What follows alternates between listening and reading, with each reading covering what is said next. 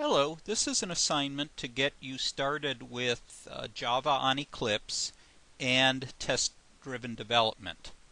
I'm going to create a project with a test case and send it to you, and then you have to write the class to make it pass the test. The class itself is extremely simple. It's just going to return a string. The purpose of this exercise is to get you used to the process. So let's get started here. I'm going to create the project, a new Java project, and I'm going to call this Hello Test. Click Finish, take all the defaults, and there's the project. And it has the default components for a project. Now you're going to develop your code in a source folder.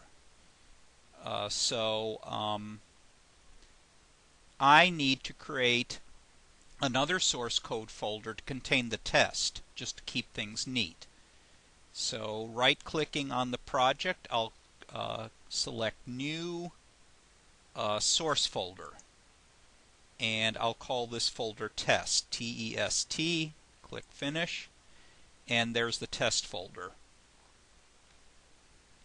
Now, all code in Eclipse must be developed in a package. Eclipse will handle this automatically for you.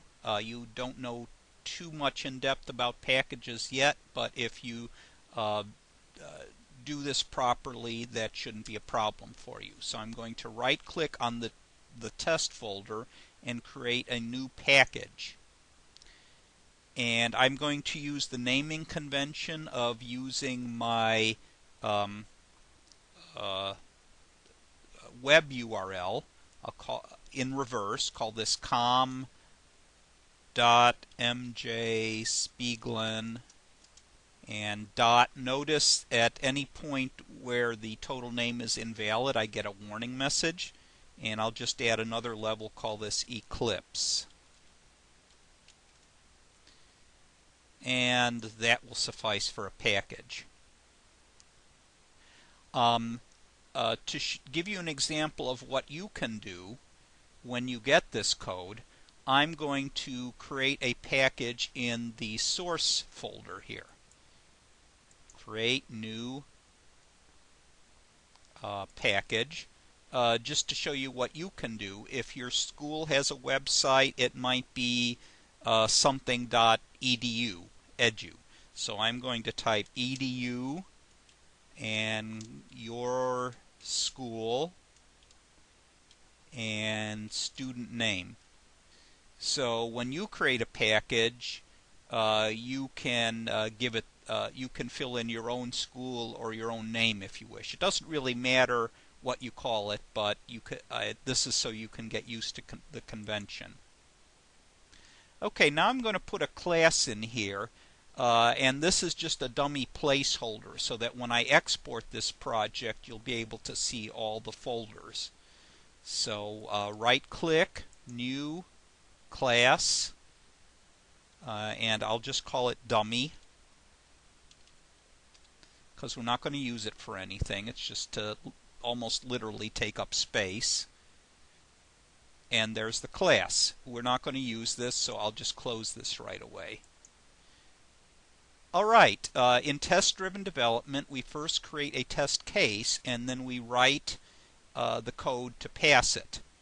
So I'm going to right-click, New, and not a new class, but a new JUnit test case.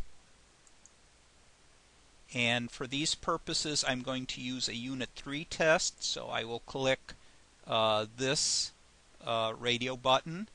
We will call the class Hello Test, because I'll want you to create a class called Hello, and the corresponding test class is just the same name with test appended to it.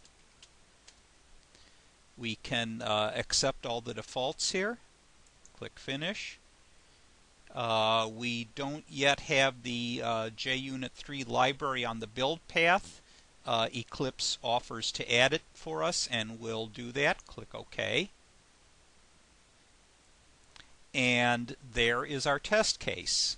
It doesn't have any methods yet, and the convention for the test method for a particular class is just test in lowercase followed by the class name. So I'm going to tab in for neatness purposes, and let me show you how the code helper works. I forget the correct word for that right now, but I'll call it code helper. We're going to create a method, a public method, so we'll start by typing public, P-U-B-L-I-C, and now if we type control space, we get some suggestions from Eclipse about what we might be wanting to do. What we want to do is create a public method. So we choose that, and it shows us a preview over here of what we're going to get. Just hit return, and it creates a template for us, and by tabbing we can basically fill in the blanks one at a time. So we'll want this to return void, so I'll just type in void, V-O-I-D, and then tab over to the name, and we'll call this test hello, and tab again. We won't need any arguments here. Tab again, and now we're in the body of the test method. The first thing we'll do is create an instance of the hello class that we're proposing to test. So I'll type, and again the code helper can help us. I'm going to type new, the keyword new, and once again control space. And what we want to do is create a new object, so I'll use the arrow keys this time to go down and select that. This is the template we want, so I'll hit return. And this will make more sense as I start to fill it in. We want to create an instance of type hello. Let's give this instance a name of myHello. And now we tab over to the constructor arguments. You see it's created a hello constructor for us. We won't have this use any arguments. We'll just use the default constructor. So I'm going to hit delete here, and then tab again. Our statement is complete, so now I'll hit return. Now you'll note that there's a red line under this class, which means it doesn't exist, and Eclipse is complaining. But that's okay. That's okay for now, because that's the job for the developer, and that will be you. So we've created an instance, and now we need to test it. So we'll use, I'll type ASSE and control space again, and we want to use the unit test method assert equals.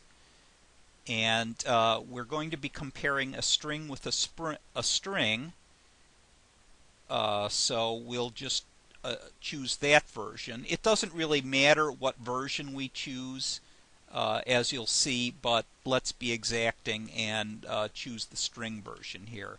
Hit return, and what we're going to expect, I'll fill in a literal string, hello world, HELLO, comma, space, WORLD, ball bat, close quote.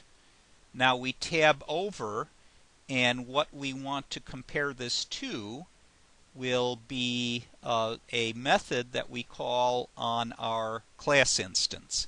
So again, if I type my, and now I'm going to type control space again, and it recognizes that we already have a variable defined, so that's good. We're going to call a method on it. I'll type a dot, and now if we type control space, there's no help for us because this class doesn't exist yet, so Eclipse doesn't know about it. So the method we'll want to create we'll call message, and tab over, conclude this statement with a semicolon, and our test our test case is complete. So let's save it, and this is a kind of documentation in code. It describes exactly what we want this class and method to do. So let's try to run this test. To do that, we right click here and choose run as a JUnit test. So we click this. It complains that there are errors, but we say that's okay and proceed. And of course it fails the test. We get this red bar here. Okay, this is the point at which I hand it over to you. So I'm going to create an archive of this project. Close it up here to look a little neater. Mouse over the project. I right click and choose export. I'm going to export this as an archive file and click next. And if we look here, I'm exporting everything in this project. All the directories are checked here. I practiced this before, so I already have the name of the archive file in place here. So I'll just click Finish. It already exists. As I indicated, I tested this before, but we'll overwrite it with what I have now. Okay, so if I get Eclipse out of the way here, here's the file I just created, and this is what I'm going to send to you. And we'll cover what you should do in the next video.